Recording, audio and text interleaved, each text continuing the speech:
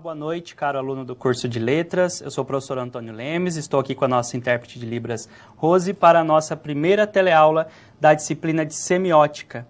É uma disciplina que faz parte dessa etapa final do curso de vocês e que, então, traz algumas reflexões adicionais para agregar conhecimento, trazer mais informações relativas à abordagem do texto.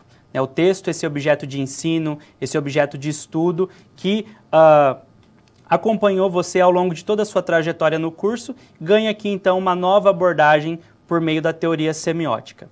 Nossa teoria, nossa disciplina, aliás, terá um total de 8 teleaulas. Então, nós teremos a primeira teleaula hoje com o tema, como vocês podem ver aí, semiologia, estudos da significação, e nós teremos então um percurso de 8 encontros nos quais nós desenvolveremos o nosso conhecimento relativo à teoria semiótica. Dê uma olhadinha no slide, em que nós temos então o percurso da disciplina para que você possa ter uma noção dessa trajetória. Então, como eu disse, a primeira aula hoje traz uma abordagem introdutória aos estudos da significação, em que nós vamos discutir o conceito de significado, de significação, as teorias que surgiram e que se preocupam em estudar, em desvendar os sentidos, e a partir disso, de onde vem a semiótica, e o que ela tem a ver com esse nome, semiologia.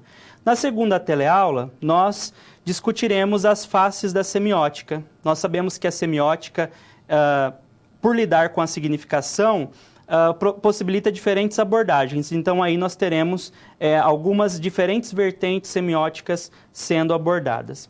Já no terceiro encontro, nós trataremos do percurso gerativo de sentido, que é a metodologia básica de análise de textos verbais. Uma metodologia que é trazida por uma das vertentes semióticas que nós aprenderemos com mais ênfase ao longo das aulas. Na quarta teleaula, sob o título Semiótica das Paixões, nós discutiremos alguns aspectos do desenvolvimento da semiótica, como ela se abre para a abordagem das emoções humanas que aparecem nos textos. No quinto encontro, nós trabalharemos com as semióticas sincréticas e aqui nós, então, deixaremos a exclusividade do texto verbal para nos aventurarmos também na análise de textos visuais e de textos mistos que congregam diferentes linguagens. No sexto encontro, nós teremos uma aula inteiramente dedicada à análise semiótica de textos, Então, nesse primeiro conjunto aqui de aulas, até o quinto encontro, vocês terão um conjunto teórico um pouco mais denso, com algumas análises trazidas para exemplificar as nossas proposições. Mas, na teleaula 6, então, a gente aplica de uma forma um pouco mais prática todos esses conceitos teóricos tratados até então. E depois, lá no finalzinho da nossa disciplina, as teleaulas 7 e 8 vão dar ênfase à semiótica no âmbito profissional. Então, na teleaula 7, focalizando a parte do ensino, já que você, então, é um professor em formação, E depois, na teleaula 8, semiótica aplicada, em que nós vamos conversar um pouco sobre a possibilidade de trazer a semiótica para algumas outras áreas de atuação profissional, como a publicidade, a comunicação, dentro do marketing, enfim, nós temos a semiótica como uma teoria bastante versátil, E só para a gente também ter um momento aqui de reflexão sobre os materiais da nossa disciplina, você sabe que lá no seu ambiente virtual, no Colaborar, você tem acesso às webaulas, às avaliações virtuais e também ao livro da disciplina. Nós vamos observar agora esse livro, só para você entender como ele está organizado e também poder complementar os seus estudos a partir das nossas teleaulas. Então, lá no ambiente virtual, quando você acessa a sua disciplina, você tem a possibilidade, inclusive, de baixar esse PDF do livro, Ele está organizado, nós vamos verificar aqui, em algumas unidades. A primeira unidade trata dos fundamentos semióticos e você, então, aqui vai conhecer um pouco mais sobre as diferentes teorias semióticas, como o texto é observado nessa teoria, Então, esse conteúdo da unidade 1 nós trabalharemos entre as aulas 1, 2, né? Então, essa unidade vai complementar as discussões das nossas 2 primeiras aulas. Depois, a unidade 2 trata da análise semiótica de textos, e é quando ela vai abordar, então, o percurso gerativo de sentido, que você vai aprender na teleaula 3. Então, a unidade 2 vai complementar, então, as nossas discussões da teleaula 3, também da teleaula 4. A unidade 3, semióticas sincréticas, é quando a gente discute os textos visuais. Então, você terá aqui os conteúdos da teleaula de número 5, certo? E a teleaula de número 6 também está amparada nessas unidades que tratam das análises textuais. E, por fim, a 4ª e última unidade do livro tem como foco o ensino. Então, é uma aula que vai dialogar aliás, é uma unidade que vai dialogar com as nossas 2 últimas teleaulas, certo? Então, é muito importante que você não deixe de acessar esses arquivos, esses materiais, tendo sempre em mente que os materiais, né, a nossa disciplina, ela tem uma trajetória, né? Então, nós começamos as nossas reflexões hoje, teremos um percurso crescente. Então, caso você se antecipe lendo alguma coisa na web-aula ou no próprio livro, né, que você não tenha entendido muito bem ainda, verifique se nós já chegamos nesses conteúdos nas nossas teleaulas. Não vamos atropelar as coisas, né, para que a gente possa entender muito bem como essa teoria funciona. Então, espera chegar a teleaula correspondente àquela unidade, àquele tópico, para que você possa, então, esclarecer as suas dúvidas e, caso contrário, então, a gente procede a algum tipo de estudo complementar, enfim, alguma coisa nesse sentido, ok? Então, vamos avançar, né? Nós temos bastante coisa para tratar hoje. O primeiro item aqui é uma contextualização da nossa teleaula e a gente traz, né, a famosa tela do Magritte, né, Ceci n'est pas un pipe. Isso não é um cachimbo, né, que nos coloca num processo de reflexão, né, qual a relação dessa imagem com a sua significação, com o sentido que ela evoca, né? Nós vemos um cachimbo, mas a frase diz que isso não é um cachimbo, e aí a gente tem aquelas reflexões que relacionam a palavra e o objeto em si, né? Então, a partir disso, nós temos algumas questões a serem respondidas na nossa teleaula. Então, o que é semiologia? Esse termo que dá nome, né, dá título à nossa teleaula de hoje. Como a significação é estudada teoricamente? Qual o lugar da significação nos estudos da linguagem? Lembrando que você, dentro de um curso de letras, você está inserido nos estudos da linguagem. E, por fim, qual a relação da semiótica com os estudos da significação, certo?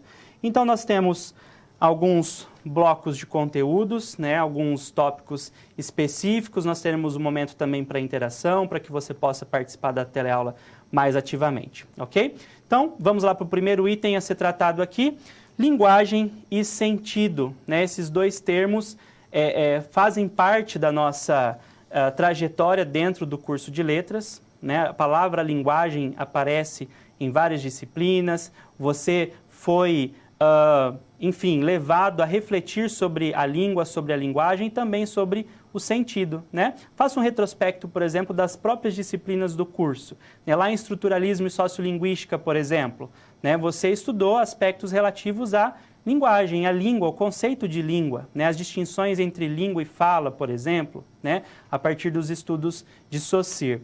Na disciplina de Seminário da Prática 3, quando você conheceu os aspectos da semântica, né, os conteúdos relativos à semântica, você trabalhou com a noção de sentido.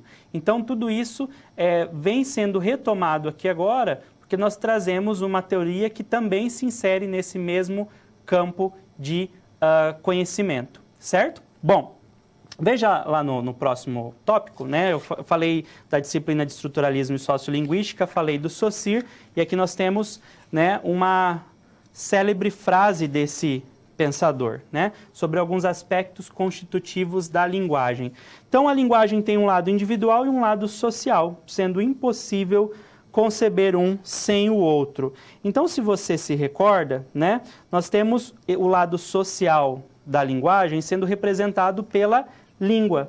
Então, a língua enquanto um código, né, um sistema que é compartilhado pelos falantes de um dado idioma, né? Um sistema que é compartilhado pelas pessoas que integram um conjunto, um grupo, né? Uma comunidade. Por isso a ideia de social. E já o seu lado individual é a fala. Então, embora, por exemplo, nós brasileiros compartilhemos de uma mesma língua enquanto uma sociedade, cada um de nós tem uma fala, que é a realização, a manifestação, né, concreta da língua. E aí a gente tem essa ideia de que é impossível conceber um sem o outro, né? Se a fala existe, é porque a língua existe, né? Se a língua existe, é porque ela se realiza de algum modo. E aí a fala, assim como a escrita, no caso do registro gráfico da língua, né? Está ali para representar concretamente a língua, certo? Avançando, aí a gente chega, né, como nós sintetizamos agora, nessa dupla forma de manifestação da linguagem ou da língua, né, colocando aqui os dois conceitos dentro de um mesmo patamar. Então, a língua vai se manifestar por meio desses dois elementos, né, a fala e a escrita, né? Então, sempre que nós falamos ou sempre que nós escrevemos, nós estamos concretizando a nossa língua, o nosso idioma. E essa manifestação concreta da nossa língua dá origem ao que nós chamamos de produção de textos, né? Sempre que nós estamos escrevendo, nós estamos falando, nós estamos produzindo textos. E aí a gente foge daquele conceito básico, né, de que o texto seria apenas um conjunto de palavras escritas. Não, nós estamos tomando aqui a noção de texto enquanto uma unidade de sentido. E aí você tem a possibilidade de pensar que não apenas aquele registro gráfico no papel seria um texto, mas também a sua fala, a sua exposição oral. Por exemplo, isso que eu estou produzindo aqui agora durante a teleaula é um texto, né? Uma imagem, a partir do momento em que ela traz significação, é um texto, certo? E com essa produção de textos, nós temos alguns objetivos, obviamente, e nós geramos alguns produtos, algumas consequências, né? E algumas dessas consequências nós podemos trazer para dentro do conceito de sentido ou de efeitos de sentido. Então, vamos avançar aqui um pouquinho. Olha só, já que nós produzimos textos, nós produzimos efeitos de sentido. Então, o texto contextualmente situado, ou seja, já que o texto é produzido dentro de um contexto específico, ele sofre influência das condições de produção e gera efeitos de sentido detectáveis na sua recepção. Aqui nós temos duas palavrinhas muito importantes, né? Produção e recepção. São sempre evocadas quando nós falamos do conceito de texto. E esse esquema que é representado aqui para vocês ilustra justamente esse processo de retroalimentação, eu diria, né? Então vamos pensar aqui, olha só, o texto está dentro de algo maior, que é o contexto, né? As condições de produção, a situação comunicativa, o tempo, o espaço, enfim, todo o conjunto de elementos que podem interferir, podem afetar a produção desse texto. E aí nós temos, então, essas flechinhas partindo, né, do contexto em direção ao texto. Ao mesmo tempo em que o texto é influenciado pelo contexto, ele transmite efeitos de sentido que se voltam para esse contexto, né, onde estarão ali os indivíduos, os sujeitos que vão receber esse texto. Então, a gente fala desse movimento de produção e recepção. Alguém produz um texto que vai ser, então, direcionado a alguém que vai, então, receber esse texto, né? E aí nós temos essa produção de efeitos de sentido. E esses efeitos de sentido sofrem diretamente influência desse contexto, né? Nós temos os objetivos do enunciador, daquele que produziu o discurso, mas nós temos também uma influência desses fatores contextuais, como eu disse, tempo, espaço, enfim, todas as condições de produção, certo? Veja que nós estamos falando de significação, produção de texto, né, linguagem, efeito de sentido, e aí nós temos que pensar então, veja lá no quadro, nesse conceito, o conceito de sentido. Se nós buscarmos um conceito teórico, né, nós vamos encontrar vários autores falando sobre sentido. Aqui Greimat e Courtet dizem o seguinte: o sentido é a propriedade comum a todas as semióticas e também, ao mesmo tempo, né, é um conceito indefinível. Então, olha que interessante. Por que que não há consenso entre os teóricos? Por que que nós encontramos várias concepções diferentes para aquilo que seria o sentido, né?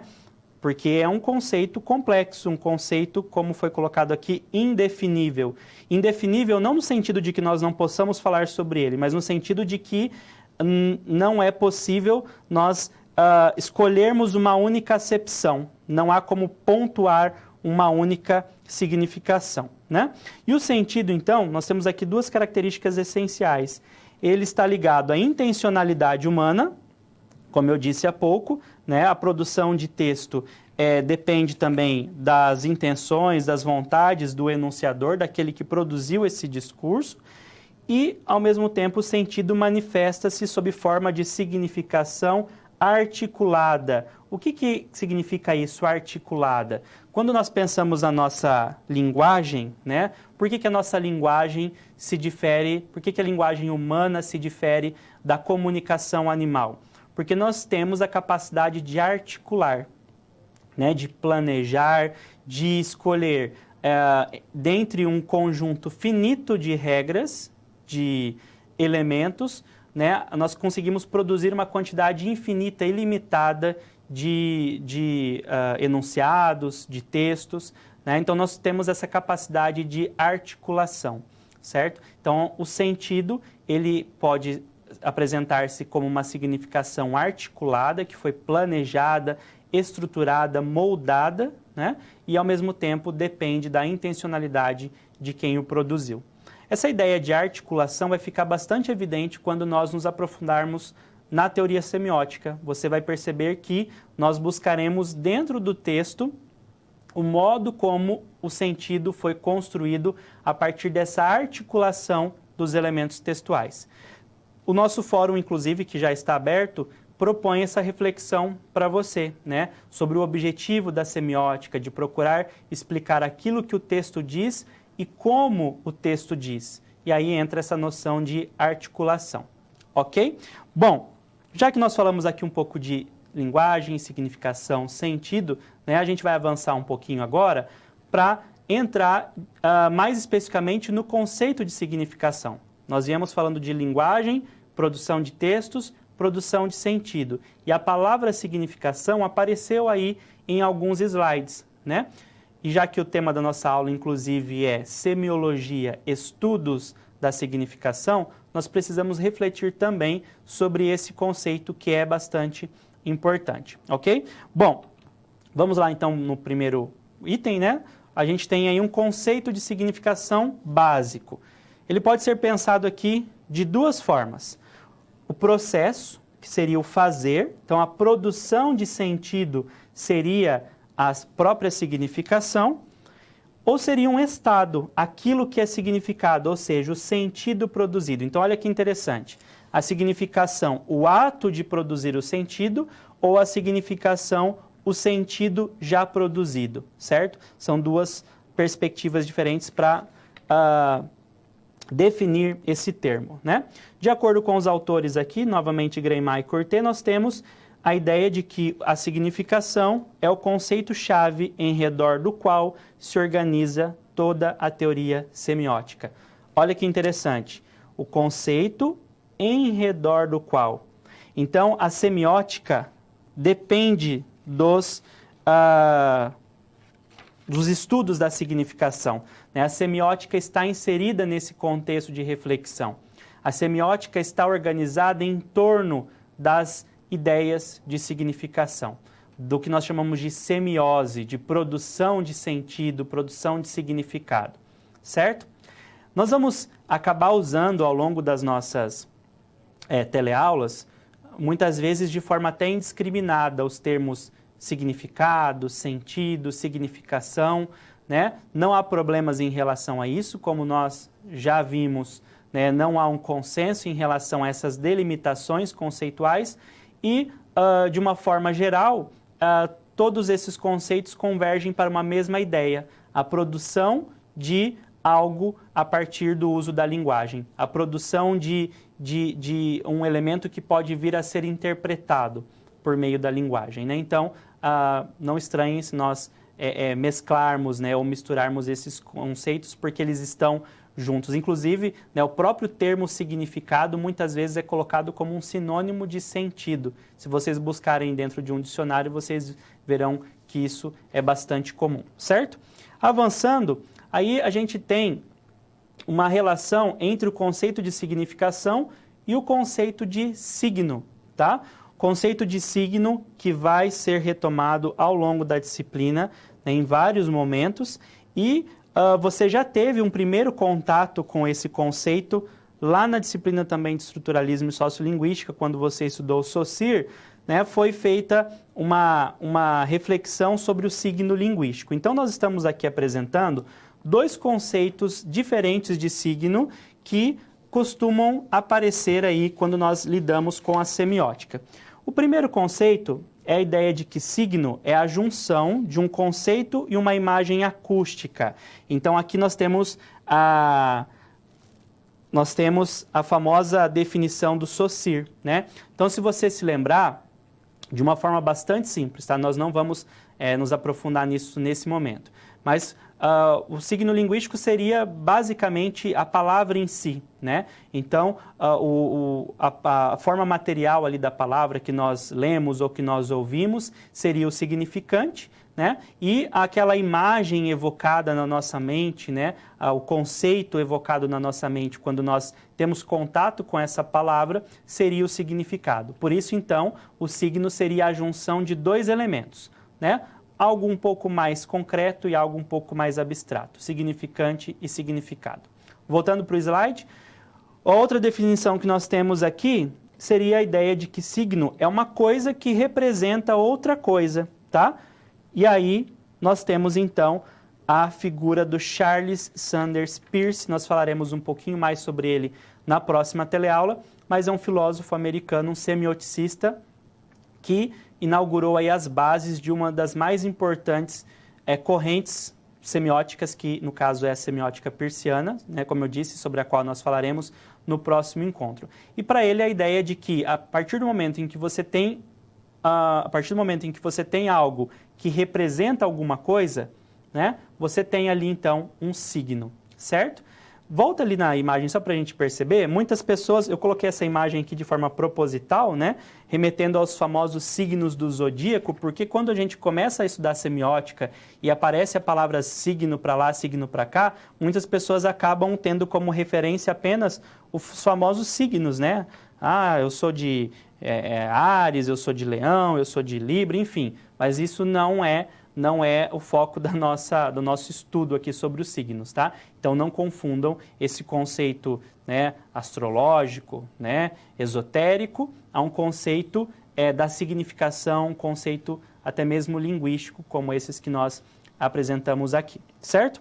Avançando um pouquinho, a gente tem a ideia também a ser considerada de que a significação vai acontecer de formas distintas, né? A significação pode aparecer por traços convencionais, e aí nós estamos falando dos famosos símbolos, né?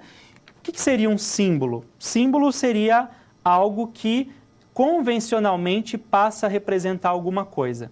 Então, quando a gente pensa, por exemplo, na famosa pomba branca, que representa a paz, né? Nós não temos nada naquele animal, naquela imagem de uma pomba com um raminho verde, por exemplo, né, que indique a ideia de paz, né? Então, convencionalmente, aquela imagem foi selecionada. Por exemplo, a cor preta, né, na cultura ocidental representando o luto. Isso é um símbolo, né? Já na cultura oriental, por vezes, a cor branca representa o luto. Então, é uma escolha convencional de algo concreto, né, um elemento concreto da realidade física que vai representar uma ideia, um conceito, tá? Então, a significação pode se dar de forma convencional. Alguém escolhe, isso vai significar isso, ok? Voltando para o slide. Uma outra forma de significação é a significação por presença de vestígios. E aí nós temos os chamados índices, tá? Então imagine que você está, por exemplo, andando na praia, caminhando na areia e de repente você vê pegadas. São indícios de que alguém passou por ali, né? Aquelas marcas significam que alguém passou por ali. Se você vê uma fumaça, por exemplo, é um indício de que está pegando fogo em algum lugar, né? Que está acontecendo um incêndio. Então, é uma significação pautada num índice. É um sinal, né, que é parte de um todo, né? Então, se você vê, por exemplo, marcas de pneu no asfalto, indicando que houve uma freada ali, né? Então, você tem uma parte de um todo muito maior. Isso é um índice, ok? Voltando. E nós temos também a significação por representação, que são os famosos ícones. E aqui fica um exemplo bastante pertencente ao nosso dia a dia, a própria fotografia. A fotografia é um ícone, porque ela representa, né, de forma bastante figurativa, bastante próxima da realidade, um elemento, né, um contexto de significação. Os ícones que aparecem no nosso computador também, com imagens representando alguma ação, alguma coisa, são ícones porque são figurativos, são representativos, ok? Avançando então para o nosso próximo slide, além dos modos de significação, né, nós podemos falar também sobre as manifestações da significação. E aí ela pode se manifestar de duas formas diferentes. A primeira, como um fenômeno que existe independentemente do indivíduo. E aí nós estamos falando da expressão, tá? E também como um fenômeno que se realiza pela ação de um indivíduo. E aí nós estamos pensando na interpretação. Vamos tentar entender aqui, vamos ilustrar. Se você vê um desenho, tá? Não reparem no desenho, tá? Imaginem que isso daqui é um desenho de uma arvorezinha, né? Eu tenho aqui umas frutinhas e tal, né? Se você vê um desenho como esse, você já sabe que esse desenho significa alguma coisa, está representando uma árvore com frutas, né? Então aqui a significação não dependeu da gente, a própria imagem já nos disse isso.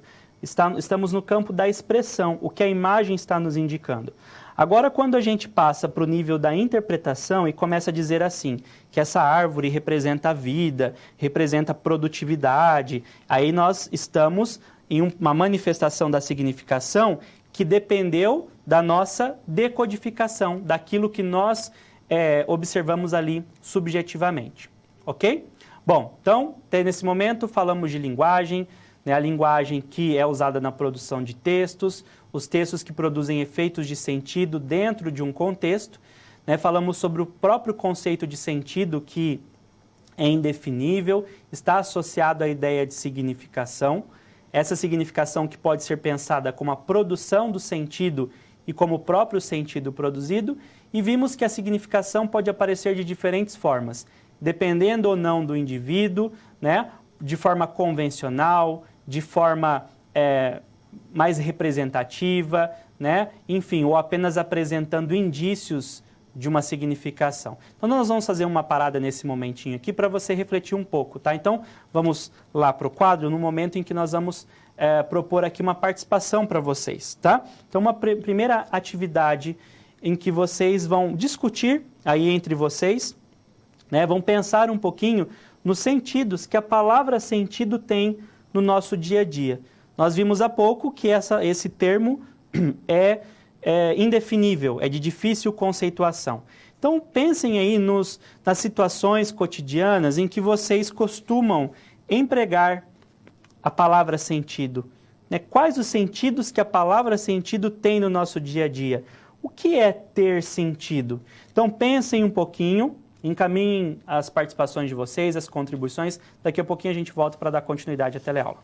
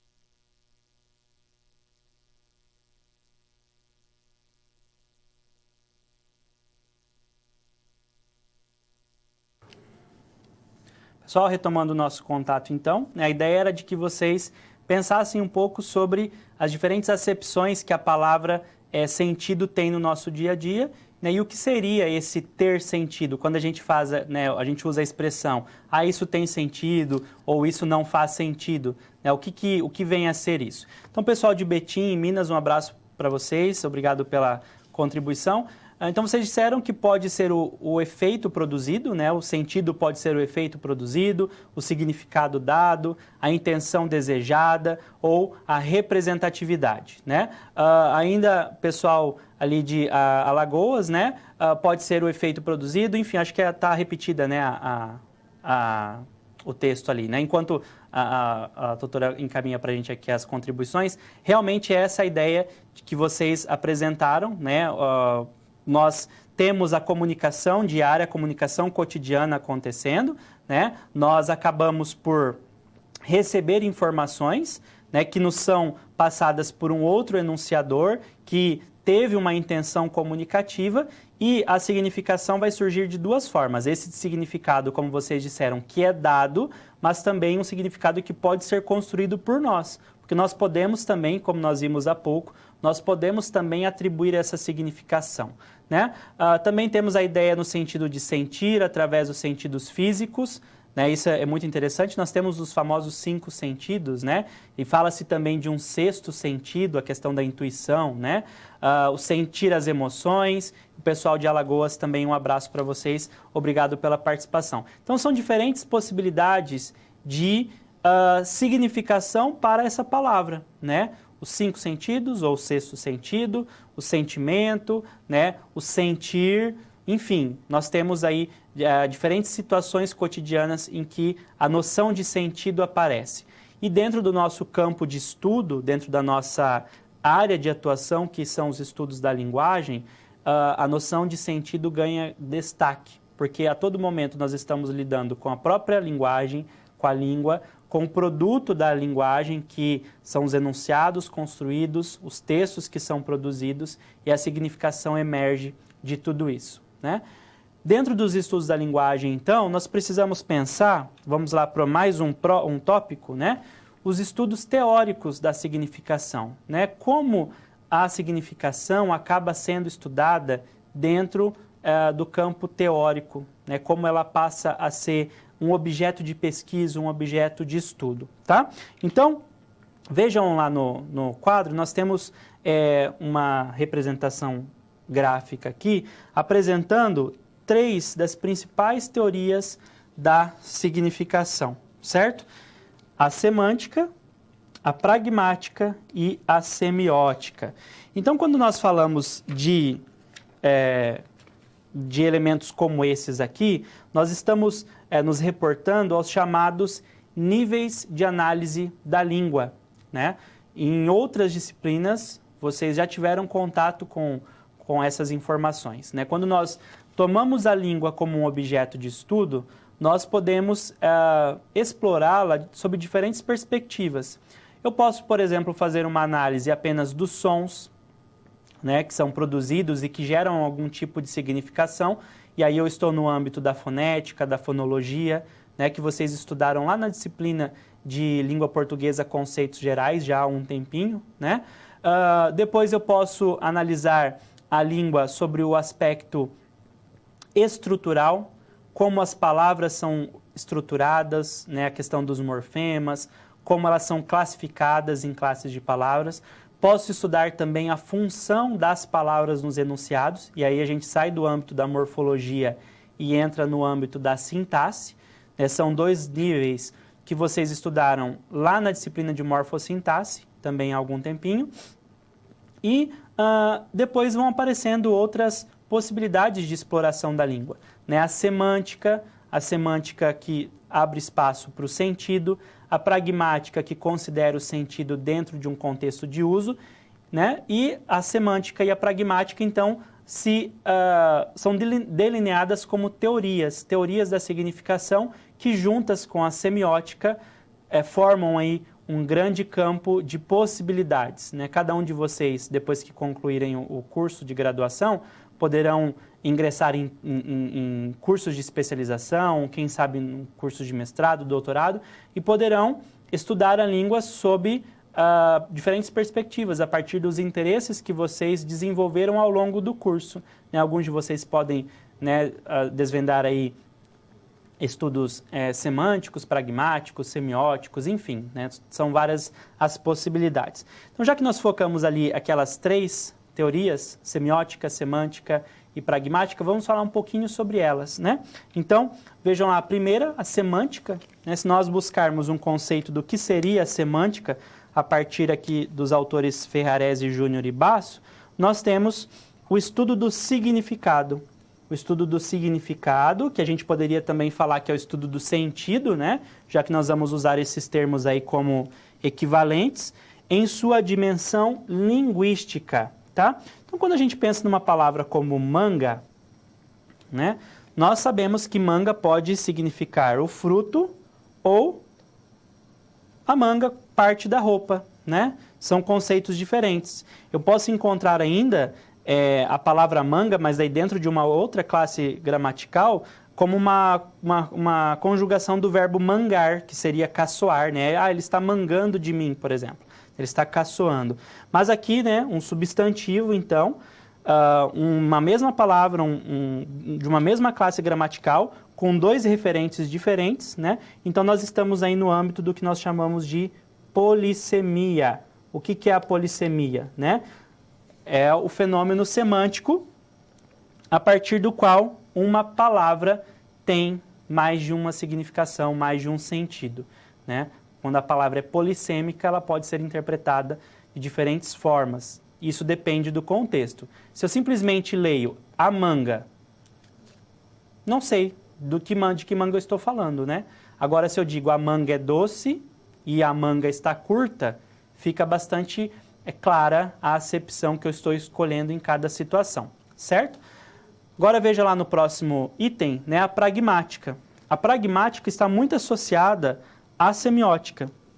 A pragmática, de acordo com o Wise, né, o nosso famoso dicionário, e nós vamos falar bastante de dicionário, já que nós estamos tratando aqui de sentido, de significação, nada melhor do que recorrer a um dicionário, né? Então é a parte da teoria do uso linguístico que estuda os princípios de cooperação que atuam no relacionamento linguístico entre o falante e o ouvinte.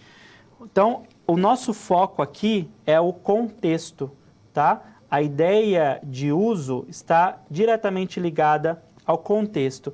Mas o que seria isso aqui? Olha só, cooperação. Cooperação entre falante e ouvinte. Quando nós estamos numa situação comunicativa, nós fazemos trocas o tempo todo, né? Eu falo, o outro ouve, depois quando o outro fala, eu ouço. Então, os papéis de falante, ouvinte, emissor e receptor vão se intercambiando constantemente, né? E ocorre uma cooperação. Nós completamos sentidos que ficam no ar, nós colaboramos nesse processo de comunicação, preenchendo lacunas, né? E muitas vezes nós acabamos executando ações ou levando os outros a agirem por meio do nosso dizer. E aí entra a famosa teoria dos atos de fala, quando você age por meio de algo que você disse, ou que você leva o outro a agir por meio de algo que você disse. Então vamos pensar a seguinte situação, né?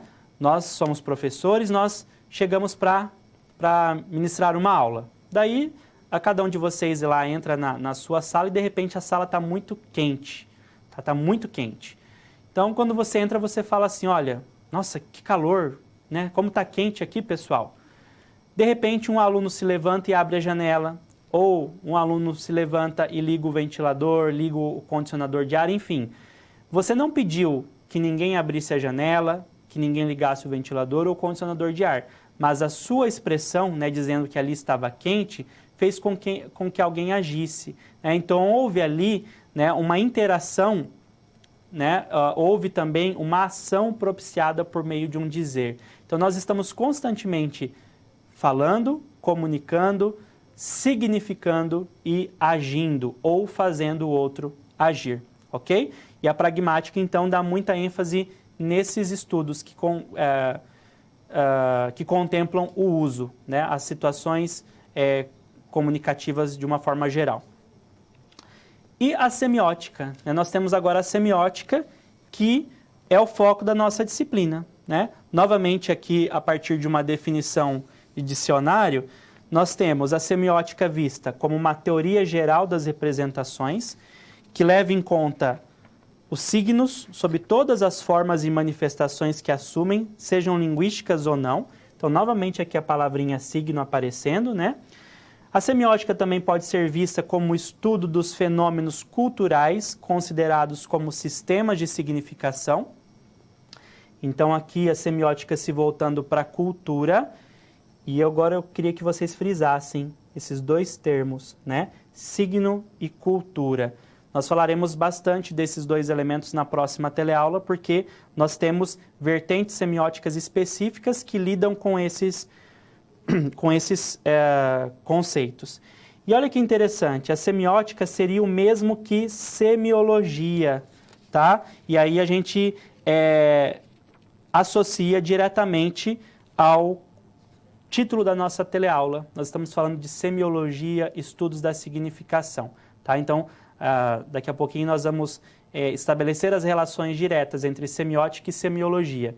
Se vocês buscarem o conceito de semiótica no dicionário, como eu fiz, eu deixei de fora, mas tem uma outra acepção também muito curiosa, que semiótica seria uma arte de manobras militares, de comandos militares, em que você não usaria a voz, mas você usaria apenas sinais para comandar um grupo, uma tropa, por exemplo, né? Já é um termo que caiu em desuso nesse conceito, mas é interessante a gente pensar como a semiótica também apresenta sentidos diferentes, significações diferentes, né?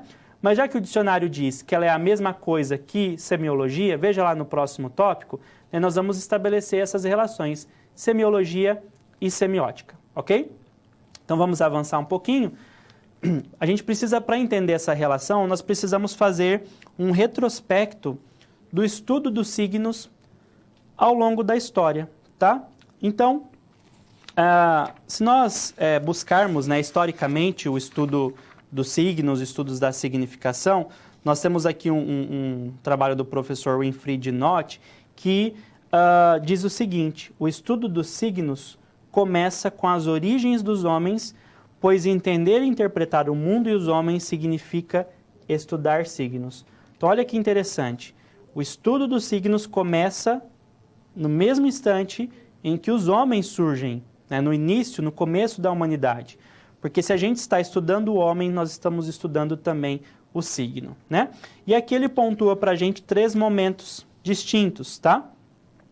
Então, se nós buscarmos lá na antiguidade, né, quando nós falamos aí dos famosos filósofos, né, nós vamos ter uma chamada filosofia do signo, tá? E aí nós temos exemplos, né? Nós temos dentro da obra de Platão, por exemplo, ele vai fazer todo um estudo da língua, né, de uma forma bastante importante, que vai ser replicada, ampliada ao longo de todo o estudo da língua dali para frente. Então, ele começa observações sobre perspectivas diferentes, né, observando as letras, as palavras, né, e como elas vão significando. E aí surgem as primeiras classificações das palavras, né, ônoma e rema, né, nós falamos disso na disciplina de morfossintaxe, né, os nomes e os verbos. Então aí a ideia da nomeação, né, as palavras que dão nome, os signos que nomeiam. Então são primeiros estudos ligados aos signos, já aparecem, né, aos signos enquanto palavras, aparecem lá ainda na Antiguidade Clássica com os filósofos, os gregos, ok? Voltando lá para o slide, avançando pela Idade Média, nós encontramos também registros da existência de uma doutrina dos signos, tá? E aí são encontradas obras que foram publicadas apresentando tipologias de signos, tá? E é interessante, né, um nome que o autor pontua, é o próprio Santo Agostinho, na obra De Ordine, ele coloca a língua como um instrumento criado pela razão para nomear a realidade. Então, a ideia do signo também é atrelada à ideia de nomeação, né, de associação de algo linguístico, né, que foi criado pela razão, e a realidade, um elemento extralinguístico. Nós sempre que estudamos signos, nós acabamos fazendo essa associação entre algo que faz parte da língua e algo que faz parte da realidade extralinguística, certo?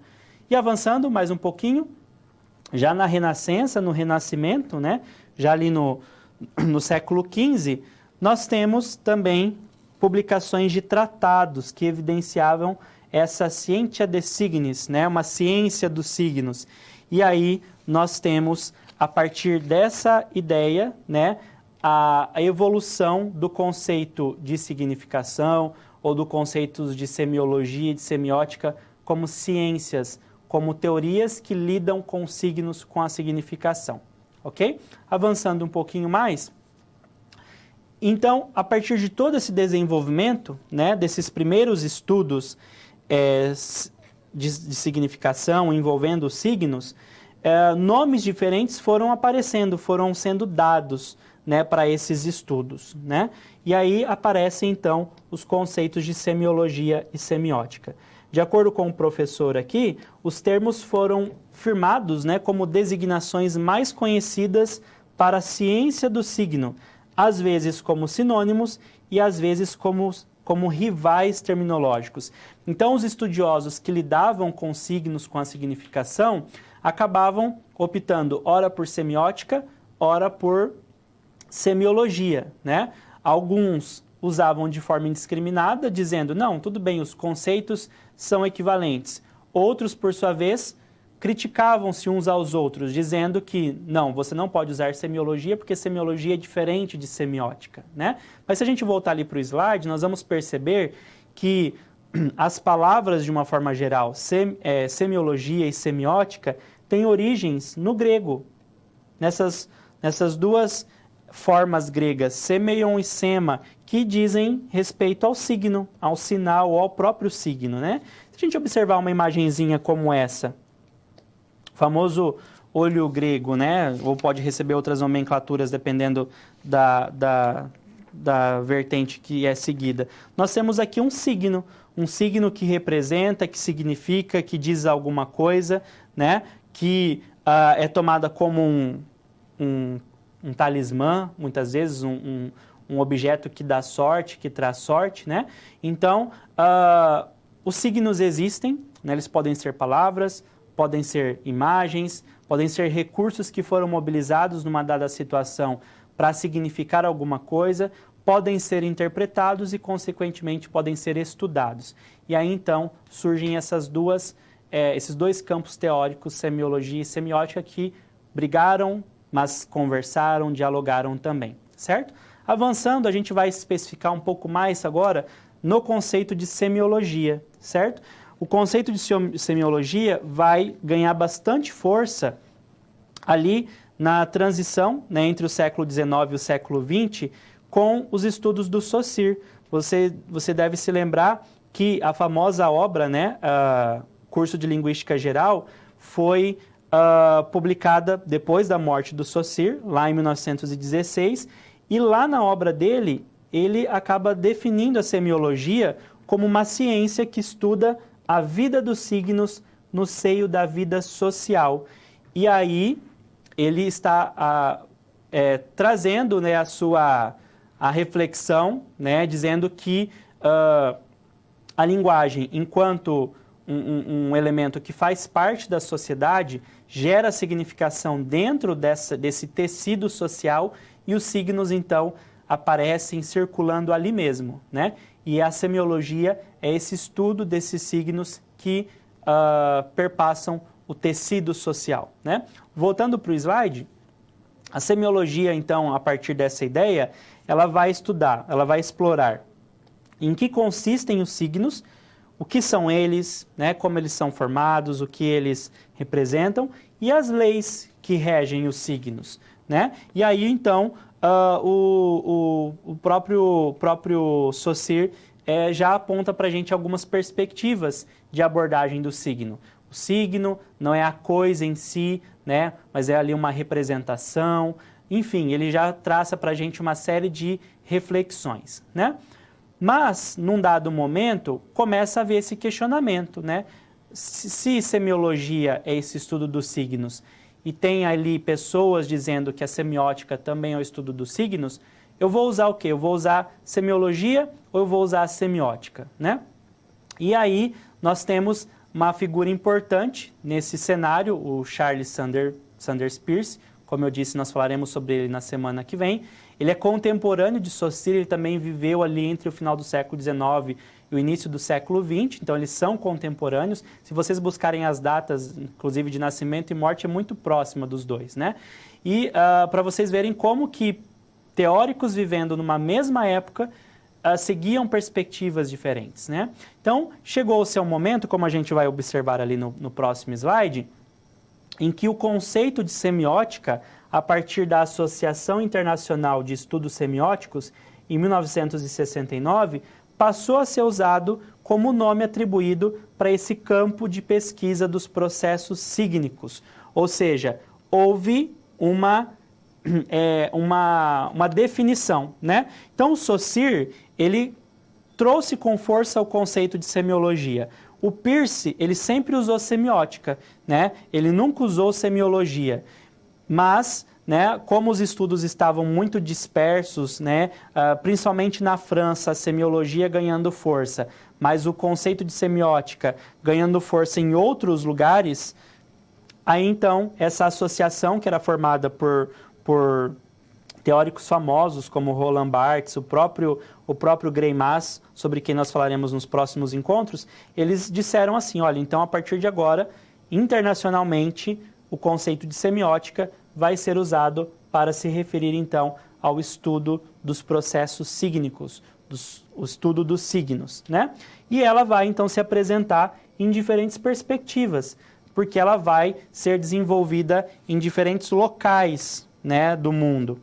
Então nós temos a famosa semiótica peirciana, a semiótica da cultura e a semiótica greimasiana. Nós não vamos falar sobre elas agora, porque esse é o tema da nossa próxima teleaula, em que nós trabalharemos sobre essas três vertentes específicas, as origens, os principais interesses, os principais pesquisadores, como elas estudam a significação, ok?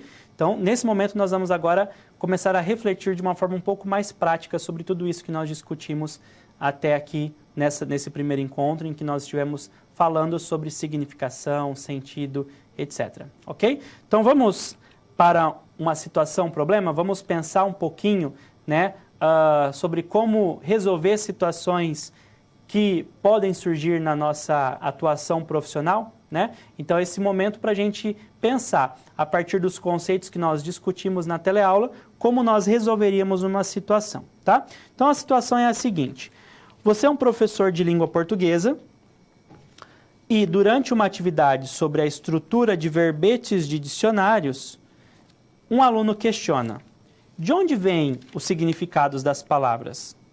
Imaginem que essa situação, né, ela é passível de acontecer, ela é uma situação muito real, né, e talvez nós não tenhamos ali, de imediato, uma resposta. Então, se coloque no lugar desse professor, né, pense que você está fazendo uma atividade sobre a estrutura de verbetes de dicionários. Vamos olhar na câmera de documentos, nós temos aqui uma impressão, só para a gente retomar, né, o que nós temos num verbete de dicionário, por exemplo. Nós temos a palavra, certo? Nós temos a classificação morfológica dela e os sentidos que ela apresenta, né? Desculpem. Então, imagine que você está realizando uma atividade com seus alunos sobre esse gênero textual, esse gênero discursivo, que é muito importante. Você está ensinando-os a manipular, manusear dicionários, né, apresentando como buscar os sentidos, a significação. E um aluno pergunta: de onde vêm esses significados que são colocados aqui? Como você resolve essa situação? Então, pense com seus colegas, apresente uma proposta de elucidação, né? Sejam criativos, não falem qualquer coisa, mas tentem trazer uma resposta bem completa para que a gente possa discutir sobre isso, certo? Até já!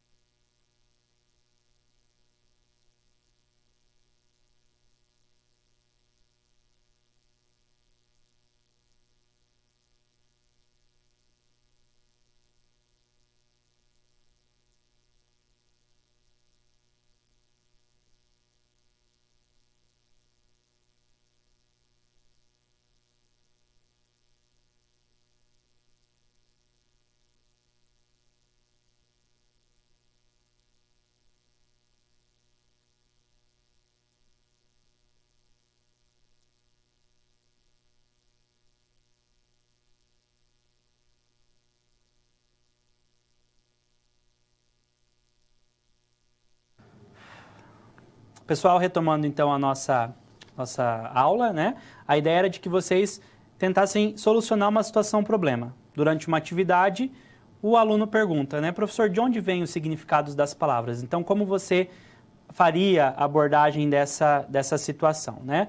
O pessoal de Betim, em Minas, disse o seguinte: iniciar abordando a evolução do ser humano através da evolução da fala do homem primitivo e a partir do que for compreendido do homem antigo, que se comunicava através de gestos, grunhidos, até chegar à fala. Então, uma perspectiva histórica, né?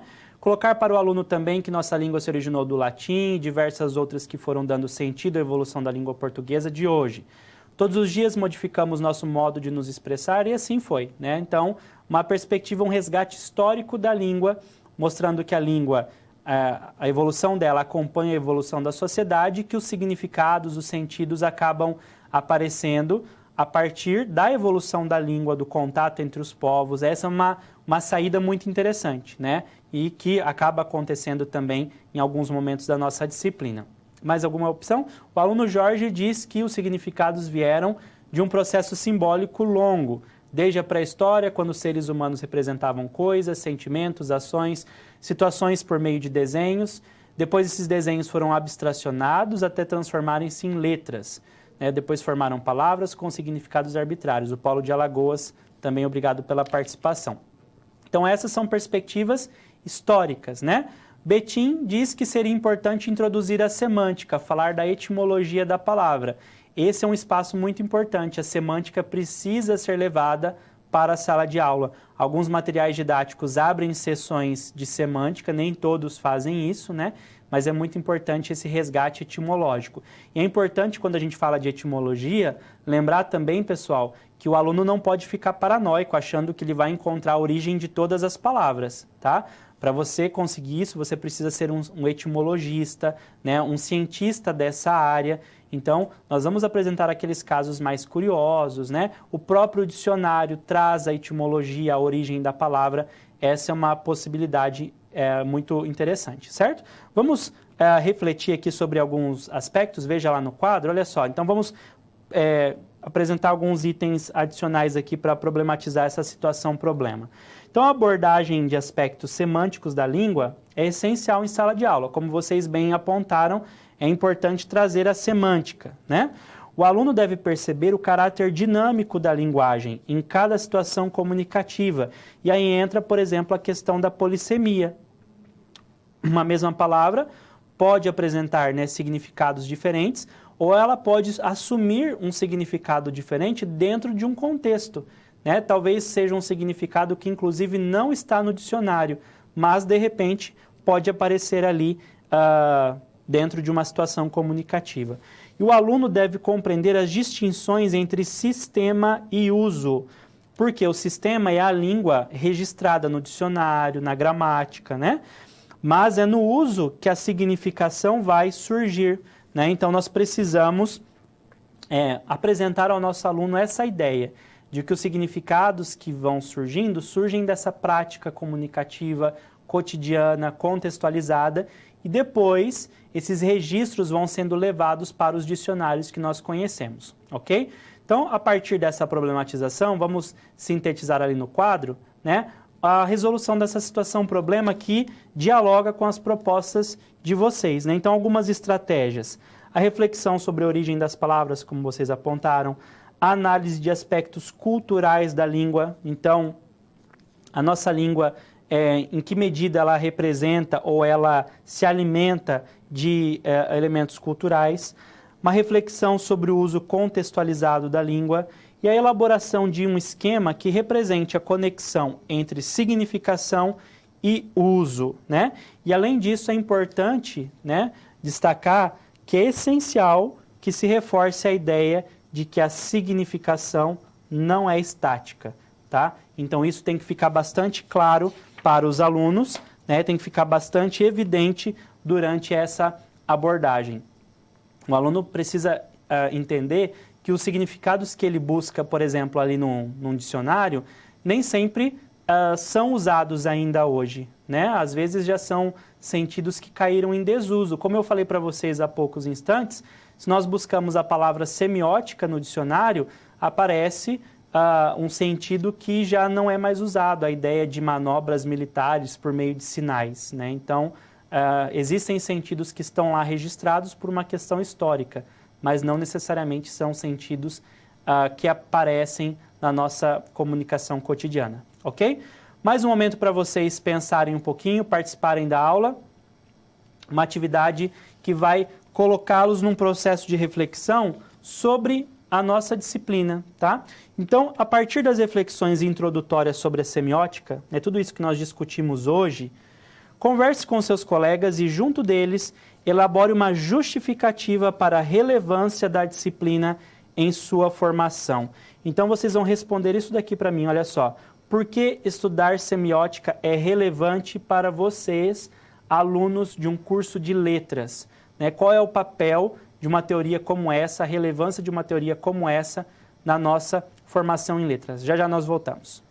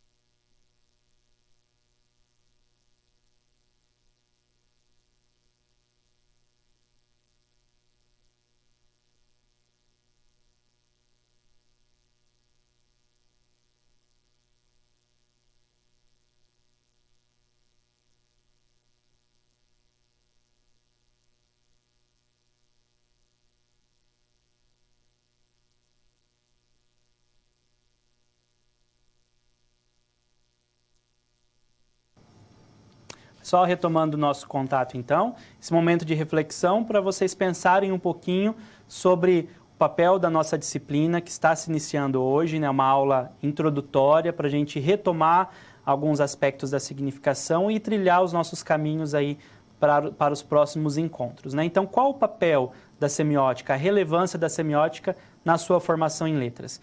Paulo de Betim, em Minas, disse que semiótica é relevante porque nos faz compreender sobre uma área da relação do homem com os diversos signos existentes em nossa sociedade. E é muito legal essa ideia, porque a gente vai discutir, inclusive, nos próximos encontros, que a partir do momento em que o mundo vai se modernizando, a quantidade de signos vai aumentando. Hoje nós temos linguagens que não existiam antes. Nós temos signos que não existiam antes. Então, a semiótica nos ajuda a compreender essas novas manifestações sígnicas, né? Polo de Alagoas, a aluna Sanderli diz que é importante estudar semiótica no curso de letras porque através dela, através dessa teoria, estudamos os signos e os significados da língua portuguesa. E é importante, Sanderli, pensar que não apenas na língua portuguesa, tá? Nós estamos pensando na semiótica que está sendo trazida num curso de letras, em que o nosso foco é sim a língua portuguesa, a literatura, mas a semiótica é uma teoria da significação, tá? A semiótica ela pode ser usada em quaisquer línguas, porque ela é uma teoria que estuda a significação dos textos e não a significação da língua portuguesa especificamente, tá bom? Isso tem que ficar bem claro, tá? Novamente, Betim, né? A semiótica pode ajudar a sociedade a perceber sua capacidade analítica da realidade, ou seja, é uma importante ferramenta no entendimento do universo que nos rodeia. Essa palavra ferramenta, né, é um termo bastante forte, mas é também muito legal nós pensarmos na semiótica como um instrumento, uma ferramenta que vai nos propiciar um modo diferente de leitura e nós, enquanto professores da área de língua portuguesa, que lidamos com o texto constantemente, uma ferramenta como essa é muito enriquecedora, certo? Poucos cursos trazem a semiótica dentro da grade curricular como nós temos, tá? Então, sintam-se privilegiados por estarem encerrando o curso de vocês, tendo, né, tido a oportunidade dessa disciplina, certo?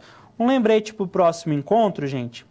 Para o próximo encontro, nós vamos ter um momento de interação que vai fazer uso de um aplicativo, tá? Então, eu queria que vocês baixassem no celular de vocês o aplicativo Kahoot. Muitos de vocês já devem conhecer. Aqueles que não conhecem, basta digitar esse nome aqui, né, dessa forma, lá na loja de aplicativos do celular de vocês e façam, né, o download, certo? Nós teremos um momento específico na teleaula da semana que vem que nós vamos interagir por meio de um quiz de perguntas e respostas e vai ser necessário então que vocês estejam com esse aplicativo baixado no celular. Ah, professor, eu estou sem celular, meu celular não tem suporte para isso, né? Ou enfim, não tem problema, você vai acompanhar com o seu colega, tá? O importante é que alguém aí no polo, pelo menos uma pessoa do polo esteja com o celular, certo? Então, atenção, tutores presenciais, né? Reforcem esse recado para os alunos dos seus polos, né? Para que vocês tenham, então, né, uma boa conexão com a internet na sala em que vocês estiverem assistindo a teleaula e que todos, então, tenham esse aplicativo já baixado no celular, ok?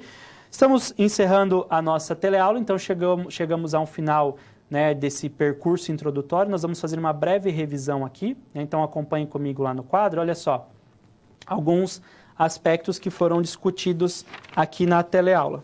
Então, a significação é inerente à língua, tá? Então, a língua, enquanto um sistema, um recurso, né, um código usado para comunicação, a significação faz parte dela, né? A língua significa por si só, certo?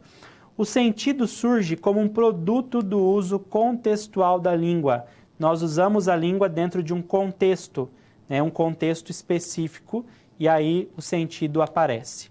A significação pode ou não depender da ação de indivíduos, né? Então, você simplesmente percebe que um texto significa por si só, ele representa algo, como aquela árvore que eu desenhei, que já nos indica que representa uma árvore, né? Ou nós podemos interpretar de forma subjetiva, nós podemos agir para atribuir a significação. Nós vimos também que existem teorias que se ocupam dos estudos da significação, e nós vimos 3 delas, né? A semântica, que estuda o sentido das palavras, o sentido no âmbito da língua, a pragmática, que focaliza o contexto, o uso, e a semiótica, que é usada aí para estudar a significação de diferentes signos, diferentes linguagens, e isso vai ficar mais claro na semana que vem, né? A semiótica explora os signos sob diferentes perspectivas, Semiótica e semiologia têm raízes e interesses comuns no estudo da significação, mas é importante a gente deixar claro que, embora ao longo da história semiótica e semiologia tenham sido tratadas como teorias equivalentes em termos conceituais, nós vamos utilizar a partir de agora o termo semiótica, certo? Nós tratamos aqui da semiologia para resgatarmos o percurso histórico da semiótica. E a semiótica é multifacetada, ou seja, ela se apresenta de variadas formas, tá? Então aqui vocês têm algumas referências da nossa teleaula de hoje, estão disponíveis no material de vocês, caso vocês queiram consultar alguns dos textos utilizados aqui. E nós então encerramos o nosso primeiro encontro, espero que vocês tenham gostado. Como eu disse, visitem o ambiente colaborar de vocês, acessem as webaulas, o livro, é importante que vocês façam a leitura desses materiais para complementar, então, as discussões feitas aqui em sala, certo? Eu aguardo vocês no nosso próximo encontro, em que a gente vai conhecer, então, as principais vertentes dessa teoria tão importante na formação de vocês. Um abraço, boa noite a todos.